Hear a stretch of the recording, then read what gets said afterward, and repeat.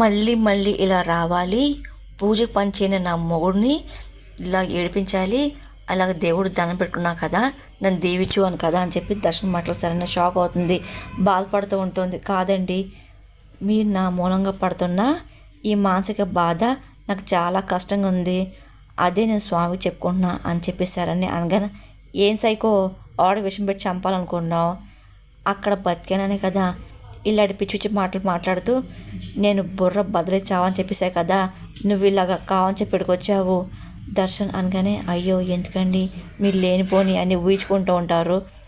అత్తయ్య గారు ఫోన్ చేసి ఇంటికి సంబంధించిన పూజ ఎట్టి పసలు రావాలి అంటేనే ఇలా వచ్చాను, అంతేగాని మిమ్మల్ని బాధపెట్టని చెప్పేసి నా ఉద్దేశం కాదు అని కళ్ళం నీళ్ళు పెట్టుకొని సరైన చెప్తూ ఉంటుంది. అప్పుడే సమీర వస్తూ ఉంటుంది. ఇదిగో నీ మొహం చూడకూడదు, నీ నీడు తాకూడని చెప్పి నేను అనుకుంటుంటే నువ్వే నా పక్కనే కూర్చొని కళ్యాణ్ జరపడానికి ప్లాన్ చేసుకొచ్చావు కదా, నీకు మనసులో రావంటే వచ్చావు, దానికి అత్తయ్య గారు పిలిచారు, అమ్మవారు కర్ణించారు, పిచ్చి కవరింగ్ ఎందుకంట అని చెప్పి దర్శనం సీరియస్ అవుతూ ఉంటాడు. ఇంకా అప్పుడే సమీర వస్తూ ఉంటుంది. ఒకసారి దర్శనం చూసి షాక్ అయిపోతుంది. ఇంకా అలా నుంచొని చూస్తూ ఉంటుంది. సరే ఏదో అయింది, నువ్వు చేసావు, నువ్వు హ్యాపీయే కదా అని చెప్పి దర్శన్ అన్న మాటలకి సన్న షాక్ అవుతుంది. ఇంకా సమీర నోటిని మాట రాదు. ఇంకా దర్శన్ నుంచొని అలాగే చూస్తూ ఉండిపోతుంది. దర్శన్ ఇంకా చాలా ఆశపడుతూ ఉంటాడు. ఇంక సరే నిలదీస్తూ ఉంటాడు. అందుకే ఇదిగో నీతో ఏ గొడవ ఏ గోళ ఉండకూడని చెప్పేసి నా సంతోషం కోసం నేను ఒక నిర్ణయం తీసుకున్నాను అని చెప్పి దర్శన్ అంటే విడాకుల పేపర్ చూస్తూ ఉంటాడు. ఇదిగో డివోర్స్ పేపర్ అనుపోతుంటాడు. ఒకసారిగా ఆగిపోతాడు. సమయం చూస్తూ ఉంటాడు. ఇంకా దర్శన్ షాక్లో ఉంటాడు. కానీ సరే ఏం అర్థం కాదు, ఏంటి అని చెప్పి చూస్తూ ఉంటుంది. సమీరా అని చెప్పి దర్శన్ అంటూ ఉంటాడు. ఇంకా అయోమయంలో ఉంటాడు. ఏంటి సమీర చనిపోయిందన్నారు కదా, ఇదేంటి నా కళ్ళ ముందు ఉంది అని చెప్పి దర్శన్ చూస్తూ ఉంటాడు. ఒకసారి కళ్ళు తుడుచుకుంటూ ఉంటాడు. చూస్తాడు, ఇదేంటి ఇప్పుడుదాకా మనిషి ఇక్కడ ఉన్నారు కదా, ఏమైపోయింది అని చెప్పి దర్శన్ కంగారు పడుతూ సమీరా సమీరా అని చెప్పి వస్తూ ఉంటాడు. కానీ సరే నాకు ఏం అర్థం కాదు, ఏంటి అని చెప్పి చూస్తూ ఉంటుంది. సమీర ఏంటి ఎక్కడికి వెళ్ళిపోయింది అని చెప్పి దర్శన్ కంగారు పడుతూ ఇంక వెళ్తూ ఉంటాడు. ఏమైందండి, ఏమైంది, ఎక్కడికి అని చెప్పి సరే అంటూ దర్శన్ కళ వస్తూ ఉంటుంది. దర్శన్కి ఏం అర్థం కాదు. ఆయమలు చూస్తుంటారు. ఇదేంటి ఇక్కడ చూశాను, సమీర ఏమైపోయింది అని చెప్పి కంగారు దర్శనం వస్తూ ఉంటాడు. ఇంకా సమీర తప్పించిన ప్రయత్నం చేస్తూ ఉంటుంది. ఇంకా దాక్కుంటుంది. దర్శనం కనపడకుండా ఇంకా అదే పనిగా దాక్కుంటూ ఉంటుంది. అలా గమనిస్తుంటుంది. ఇదేంటి సమీర ఇక్కడికి వచ్చింది కదా, ఏమైపోయింది అని చెప్పి దర్శనం కూడా చూస్తూ ఉంటాడు. ఇంకా అటు తిరుగుతూ ఉంటాడు. ఇంకా దర్శనం కనపడకుండా సమీర తప్పించిన ప్రయత్నం చేస్తుంటుంది. సమీరా సమీరా అని చెప్పి దర్శనం అంటూ ఉంటాడు. ఇదేంటి నేను దర్శనం కనపడకుండా వెళ్ళిపోవాలని చెప్పి సమీర అనుకుంటూ ఇంకా బయటకు వచ్చేస్తూ ఉంటుంది. దర్శన్కి ఏం అర్థం కాదు, ఏంటిది నేను చూసిన సమీరనేనా, తను నన్ను చూసి ఎందుకు పారిపోతుంది, సమీర చనిపోలేదా, అసలు ఏం జరుగుతుంది అని చెప్పి దర్శన్ టెన్షన్ పడుతూ ఉంటాడు.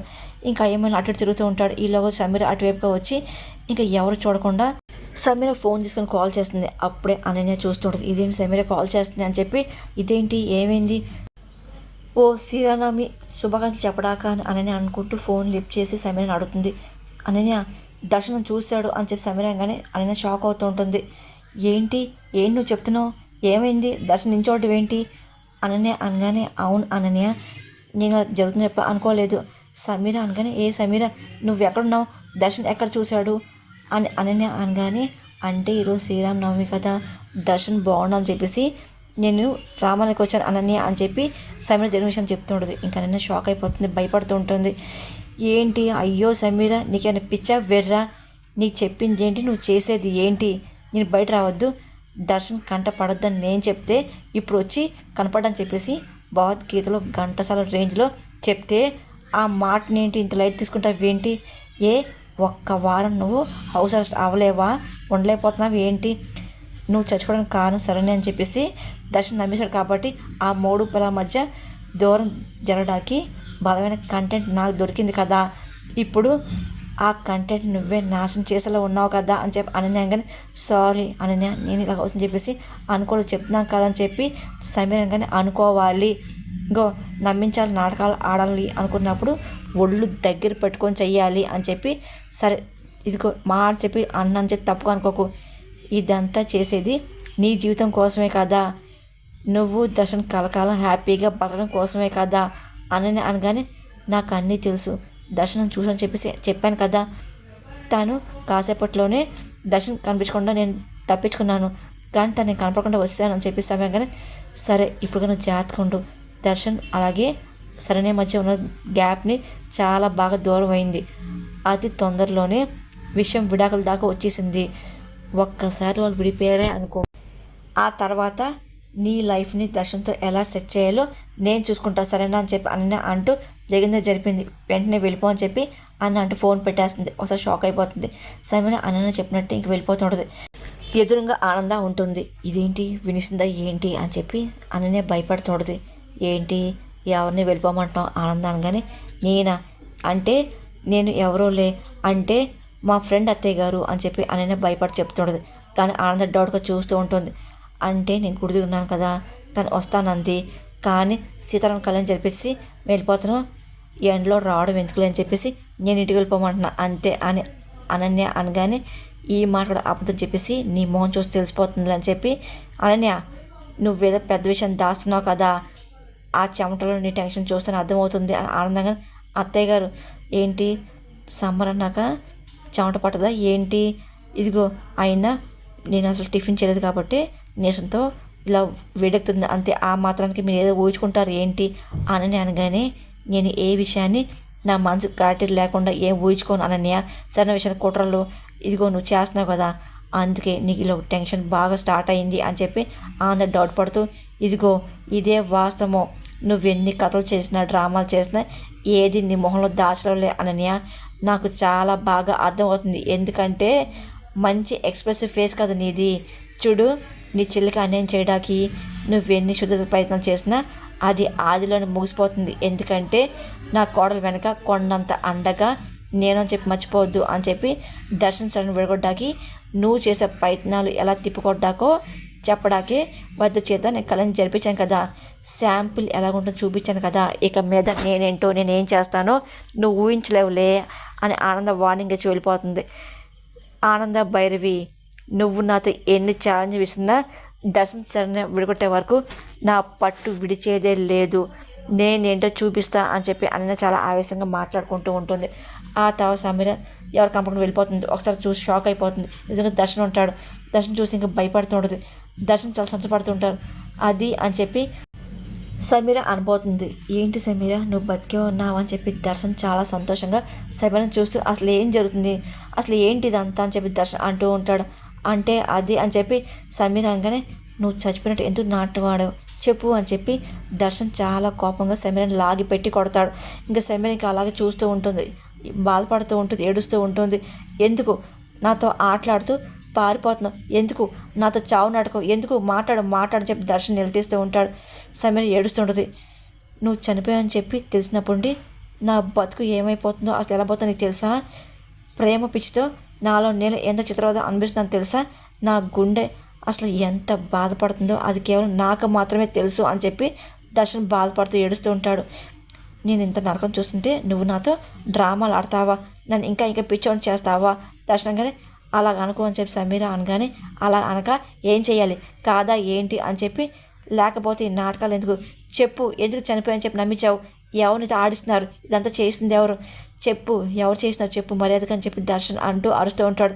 లేదు నాతో ఎవరు చేయమని చెప్పలేదు, నీ కోసమే చేయాల్సి వచ్చింది అని చెప్పి సమీర ఏడుస్తుంది. నా కోసమా, నా కోసం ఏంటి, ఏ సంతోషం ఉంది నీకు అని దర్శనంగానే, మరి నువ్వు ఆ అమ్మాయి మెడలో తాళి కట్టావు కదా, నా జీవితం ఒంటరి అయిపోయింది, ఇంకా నా మూలంగా నీకు ఏ సమస్యలు రాకుండా అనుకున్నాను, నువ్వేం జీవితంలో సంతోషంగా నీ భార్యతో కాపురం చేస్తూ బతకాలని చెప్పేసి ఆలోచించిన దర్శన్, అందుకే నేను చనిపోయినట్టు నాటకం ఆడాను, నేను లేనని తెలిస్తే నువ్వెప్పుడు తలుచుకోవు, నేను కలవాలని చెప్పి ప్రయత్నం చేయవు కదా, అంతకలా చేశాను అని చెప్పి సమీర ఏడుస్తూ ఉంటుంది. ఇంకా ఏడుస్తూ నీ లైఫ్ హ్యాపీగా ఉండాలి, ఇదిగో అలాగైనా సరే నేను తృప్తి పడతాను కదా అందుకే ఆశపడ్డాను, అంతేగాని నేను మోసం చేయాలి మగ్గిబట్ట అని చెప్పి నేను చేయలేదు అని చెప్పి ఆయన చేసుకోవడం నేను బాధపడతానంటే దయచేసి నేను క్షమించి దర్శన్ అని చెప్పి చేతులు జోడి సమీర ఏడుస్తూ ఉంటుంది. ఇంకా దర్శన్కి ఏం మాట్లాడిపోతుందో బాధపడుతుంటాడు. ఇంకా సమీరని చూస్తూ ఉంటాడు. సారీ సమీర తప్పు చేశాను, ఏం జరిగింది తీసుకోకుండా నీ పట్ల రాక్షసులు ప్రవర్తించాను, నన్ను క్షమించు అని చెప్పి దర్శన్ ఏడుస్తూ ఉంటాడు. అయినా ఇదిగో అయినా మనం బాగోవడం కాదు, మనం ప్రేమించడం కూడా బాగుండని చెప్పి అనుకున్నావు చూడు, అసలు తీరు చాలా గొప్పది, అంత గొప్ప మనసుని అర్థం చేసుకోకుండా ఉండలేకపోయాను, ఇదిగో కోపం చేసేసినాను కదా, చాలా పెద్ద తప్పు చేశా అని చెప్పి దయచేసి ఇలాంటి పనులు ఎప్పుడు చేయొద్దు, నేను నీకోసం బతుకుతున్నాను, నువ్వు అంటే ప్రాణం సమీర అని చెప్పి ఈ ఊపినంత వరకు ఇదిగో నా గుండెలోనే ఉంటావు. ఆ రోజు అమ్మ మాట విని శరణమెళ్ళ తాళి కట్టాను, కానీ నీ మీద ద్వేషం కోపం ఏమీ లేదు అని చెప్పి దర్శన్ సమీర చేపట్టుకుని అడుగుతూ ఉంటాడు, ఏడుస్తూ ఉంటాడు. ఒకసారి సమీర గట్టిగా హక్ చేసుకుంటూ ఉంటాడు. ఇంకా సమీర కూడా చాలా సంతోషపడుతూ ఉంటుంది. ఇంకా దర్శన్ దగ్గర తీసుకుంటుంది. నన్ను నమ్ము సమీర అని చెప్పి, నన్ను నమ్ము నువ్వు నాకు కావాలి, నువ్వు లేకుండా బతకలేని చెప్పి దర్శన్ అన్న మాటలు సమీర చాలా సంతోషం చూస్తూ ఉంటుంది. ఇంకా గట్టి హక్ చేసుకుంటూ ఏడుస్తుంటుంది. అప్పుడు శరణ్య అటువైపు వస్తుంది, ఆనంద కూడా వస్తుంది. ఏంటి శరణ్య దర్శన్ ఏడి అని ఆనంద అడుగుని అంటివైపు వచ్చారు అత్తయ్య గారు అని చెప్పి శరణ్య అనగా ఇటువైపు వచ్చానే నాకు కనపడలేదే అని చెప్పి ఆనంద అడుగుతుంటుంది. శరణ్యకి అద్దరికి టెన్షన్ పడుతుంది. సరే ఏదో పనుందన్నారు కదా అటు వెళ్ళి ఉంటాడులే, పర్లేదులే అని చెప్పి అమ్మ శరణ్య ఏదో అయింది, నువ్వు దర్శన్ కలిసి కూర్చొని సీతారాముల కళ్యాణం జరిపించారు కదా, నాకు చాలా సంతోషంగా ఉందమ్మా అని చెప్పి ఆనంద అంటూ ఒకసారి చూసి షాక్ అయిపోతుంది. ఎదురుగా దర్శన్ సమీర హక్ చేసుకోవడం గమనిస్తూ ఉంటుంది. ఇంకా షాక్లో అలా చూస్తూ ఉంటుంది. ఇంకా ఏం మాట అర్థం కాదు. సరైన చూసిందా ఏనని చెప్పి భయపడుతుంటుంది. సరైన మాత్రం ఇంకా అటే చూస్తూ ఉంటుంది. అదేంటి సమీర చనిపోలేదా, ఇక్కడ ఉంది ఏంటి అని చెప్పి ఆనందం అనుకుంటూ షాక్లో చూస్తూ ఉంటుంది. ఇంకా అలాగే దర్శన్ సమీర చూస్తూ ఉంటుంది. ఇంకా అలాగే చూసి ఇంకా ఏం చేయాలి అర్థం కాదు, లేదు ఏదో జరుగుతుంది, దర్శన్ శరణ్యకి దూరంకి ఏదో జరుగుతుంది, ఎట్టి పరిస్థితిలో దర్శన్ సమీర ఒకటి అవ్వకూడదు అని చెప్పి ఆనందం అనుకుంటుంది. అమ్మ ఆనందబాయి గారు ఒకసారి వచ్చి స్వామివారి ఆశీర్వాదం తీసుకోండి అమ్మ అని చెప్పి అంటారు. అనగానే సరే అని చెప్పి ఆనంద అంటూ ఇంకా దర్శన సమయంలో చూస్తుంటుంది. సరైన చూడకూడదు చెప్పేసి అమ్మ రా వెళ్దాం అని చెప్పి ఆనందం తప్పించే ప్రయత్నం చేస్తుంది. ఇదిగో సమీర, ఇదిగో నువ్వేం టెన్షన్ పడద్దు, ఎప్పటికీ మనం కలిసి పోద్దాం, నువ్వు వెళ్ళు, అమ్మ చూసింది అనుకో చాలా ప్రాబ్లం అవుతుంది అని దర్శనం అనగానే సమీర ఇంకా సరే అని చెప్పి వెళ్తూ ఉంటుంది. ఇంకా దర్శనం కూడా ఏం తడి వస్తూ ఉంటారు. కానీ ఆనందం మాత్రం చాలా టెన్షన్ పడిపోతూ ఉంటుంది. ఇంకా పంతులుగా చాలా సంతోషంగా తలంబరాలు అలాగే ప్రసాదిస్తూ ఉంటారు. మీ కుటుంబానికి ఎప్పుడు ఆ సీతారాముల కటాక్షం ఉంటుంది అని చెప్పి దీవిస్తూ ఉంటారు. ఇంకా ఆనంద సంతోషపడి మంచిది, అలాగే ప్రతి ఏటా స్వామివారి కళ్యాణం జరిపించే అదృష్టం మా కుటుంబం దక్కినందుకు చాలా సంతోషంగా ఉంది, అలాగే ఏనాడో ఏదో అదృష్టం చేసుకుని చెప్పి ఆనంద అంటూ ఉంటుంది. కానీ కూడా లేకపోతే అందరూ చాలా ఇబ్బంది పడుతూ ఉంటారు. ఇంకా ఎప్పుడప్పుడు ఇంటికి వెళ్ళిపోదని చెప్పి అనుకుంటూ ఉంటారు. అక్క మీరు ఇంటికి వెళ్ళండి, నాకు చిన్న పని ఉంది, నేను వస్తాను అని చెప్పి ఆనందం అంటూ దేవుడి ప్రసాదం లీలావతికి ఇస్తుంటుంది. సరే అని చెప్పి ఆనందం వెళ్ళిపోతుంది. ఇంకా లీలావతి తీసుకుంటుంది. ఇంకా ఇంటి వాళ్ళ సిద్ధమవుతూ ఉంటారు. ఇంకా దర్శనం చాలా సంతోషపడుతూ ఉంటారు. సమీర బతుకుంది కాబట్టి నా లైఫ్ నా ఇష్టం ఉండొచ్చు, ఇంక శరణ్యకి విడాకులు ఇచ్చి తొందరగా సమీరాకి దగ్గర అవ్వాలి, ముందు శరణ్యతో విడాకుల మీద సంతకం చేయించని చెప్పి దర్శనం అనుకుంటూ విడాకుల పేపర్ని తీసుకొస్తూ ఉంటాడు. శరణ్యని చూసి ఇంకా దగ్గుతూ ఉంటాడు. ఇంకా దర్శనం చూసి ఏంటంటే అడిగలేరు కంగారుగా అని శరణ్య అనగానే ఏట్లోకి అని దర్శనం అడుగుతూ ఉంటాడు. ఏంటి ఇక్కడ ఏరు కూడా ఉందా అని చెప్పి శరణ్య అనగానే అబ్బో ఏ నువ్వు దూకేస్తావు ఏంటి అని చెప్పి దర్శనం అనగానే లేదండి ఇందాక అత్తయ్య గారు ఎక్కడికి వెళ్ళారని చెప్పి మీ గురించి అడిగారండి. శరణ్య అనగానే ఏముంది ఉన్నది లేనివి చెప్పుంటావు, చెప్పావా అని దర్శనం అనగానే నేను కదా చెప్తానండి. శరణ్య అనగానే చెప్తావు, నువ్వు సామాన్యులు కాదు కదా, నువ్వు ఏమని జాదుగారు కదా, అమ్మాయికొని ఫేస్ వేసుకొని అమ్మని మొత్తం నీ గ్రిప్లో తెచ్చుకున్నావు కదా, సరిపోదా, ఇదిగో ఇంట్లో అంత పెద్ద ఇష్యూ ఇంట్లో అందరూ అసహించుకుంటుంటే మాత్రం ఇదిగో నువ్వు మాత్రం చాలా తెలివిగా వచ్చి ఇదిగో నేను చక్క పూజలో కూర్చున్నావు, ఇది మామూలు విషయం కాదు కదా, ఇంట్లో వాళ్ళని ఎవరిని గ్రిప్లో పెట్టినావో కరెక్ట్గా నీ పని పట్టించుకున్నావు కదా, గ్రేట్, నువ్వు చాలా గ్రేట్, ఇదిగో సర్లే ఏదవుతో ఏంది అనుకుని సాధించావు కదా, కానీ ఇక ముందు ఇలాంటి ఛాన్స్ నీకు ఇవ్వనులే అని చెప్పి దర్శన మాటలు సరే నాకు అర్థం షాక్లో చూస్తూ